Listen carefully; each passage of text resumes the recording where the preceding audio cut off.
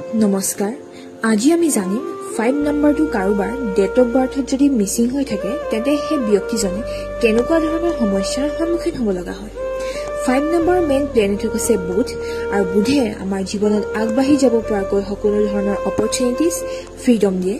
যেতিয়া এই 5 নম্বৰটো কাৰোবাৰ ডেট অফ বাৰ্থত মিসিং হৈ যায় তেন্তে সেই ব্যক্তিজনে জীৱনত বহু ধৰণৰ সমস্যাৰ সন্মুখীন হ'ব লগা হয়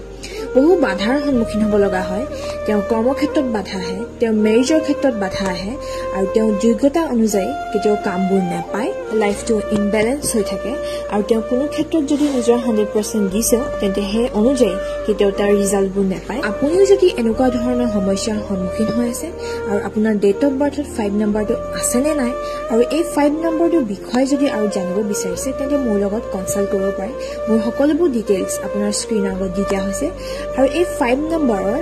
এই প্ৰবলেমবোৰৰ পৰা প্ৰতিকাৰ পাবৰ কাৰণে আপোনালোকে খুব বেছি গ্ৰীণ ৰংটো ব্যৱহাৰ কৰক গ্ৰীণ জাতীয় বস্তুবোৰ ব্যৱহাৰ কৰক ধন্যবাদ